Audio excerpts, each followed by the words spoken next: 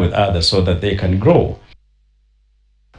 Africa is known to borrow a lot for development, yet it has $700+ billion in pension assets to be tapped into for infrastructure investment, inclusive growth, and financial sustainability. This week, the economic spotlight in Africa is on Uganda at the All Africa Pension Summit 2025 with the goal of using pension funds to power Africa's growth.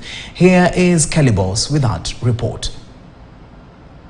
When you think about investing, especially investment for retirement, most Kenyans or even Africans think about buying land.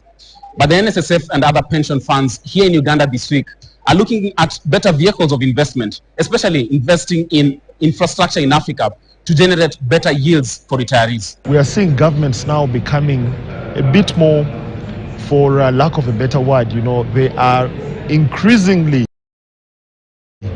engaging the pension funds to say, why don't you invest in infrastructure opportunities locally? Because they actually rightly acknowledge that this is patient capital.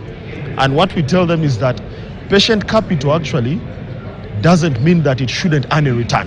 Yes. We are telling them that yes, it is patient capital, but it needs to move into the right vehicles and it needs to generate a return for the members, because ultimately that is the key objective for which these funds were set from the onset. Out of around 19 million people in the workforce, 15 million come from the informal sector. The NSSF wants to mobilize savings from this particular sector. But how do they ensure these savings are safe?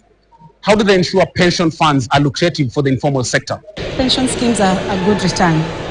And this is through investments that are guided by our regulator, the RBA in Kenya, so that we are able to invest in funds. We are able to invest our pension funds in regulated vehicles, in regulated assets, in assets that will give our members a return in safe and productive assets. We have a product called Abahaba, where people in the informal sector can save as little as 50 shillings every day,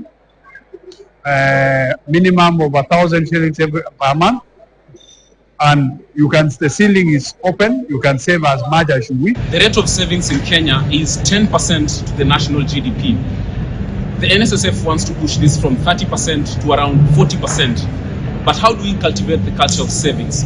Savings that will go into domestic capital that will free us from foreign debt. My name is Kelly Boss from Uganda for KTN. All right, with that, we've come to the end of this edition of Business Prime. My name is Kelvin Nyakundi. Have a wonderful night.